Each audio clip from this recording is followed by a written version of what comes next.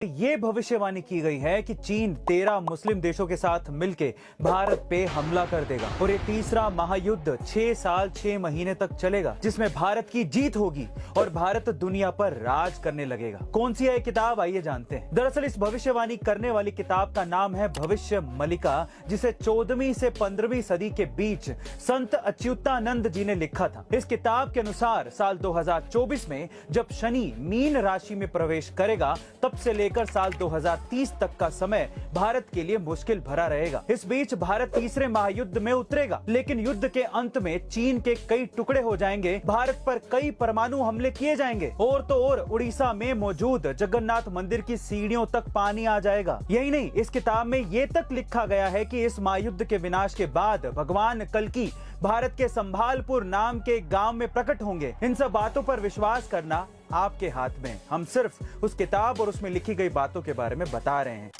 भारतीय विदेश नीति के चाणक्य एस जयशंकर जी से जब सवाल पूछा गया कि आखिर क्यों जब भी कश्मीर मुद्दे की बात आती है तो अमेरिका, चीन और पाकिस्तान जैसे देश उसमें अपनी नाक घुसाते हैं, इस पर एस जयशंकर जी ने जो जवाब दिया, उसे सुनकर शायद कश्मीर को भारत का हिस्सा ना मानने वालों की बोलती बंद हो जाएगी। उन्होंने कहा कि कश्मीर हमारा बनाया गया मुद्दा है, ये हम ही लोगों ने आर्टिकल 370 को इतने साल तक जीवित रखा, ये हमारी कमजोरी थी और जब भी कोई बड़ा देश कमजोर होता है तो दुनिया उसका फायदा उठाती है। लेकिन जब साल 2019 में मोदी जी के नेतृत्व में संसद ने आर्टिकल 370 हटाने का निर्णय लिया, उस दिन से कश्मीर मुद्दे पर जिस खिड़की से दुनिया हस्तक्षेप करती थी, वो खिड़की ही बंद हो गई। और कुछ दिनों पहले श्रीनगर में जो G20 समिट हुआ है, उसे आप कम मत समझिए, ये तो बस एक टेस्ट था। आगे आगे आप देखते रहिए, हम कश्मीर को मेन स्ट्रीम में लाकर रहेंगे। गाइस, ये जवाब था एस जयशंकर का।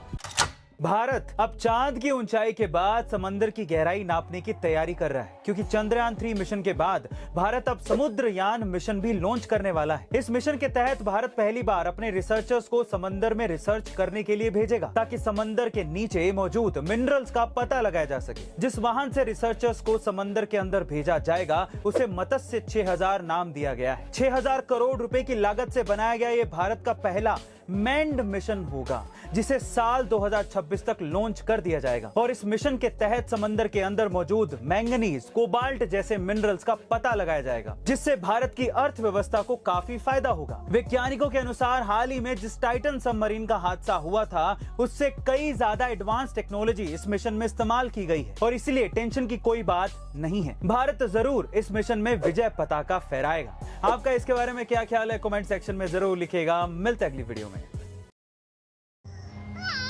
बेबी बोलली, आई बोलली, शहरातून घरी जास्त आला असता तर बाबाही म्हणाली असती, उद्या तिला चालताना बघायला मला बसच्या मागे धावावं लागेल। रेड बस सोबत अशोर्ड सीट्स बुक करा, फॅमिली टाइम इंप्रूव्ह करा, मॅडम खुश। रेड बस, आपल्या माणसांना आणि स्वप्न।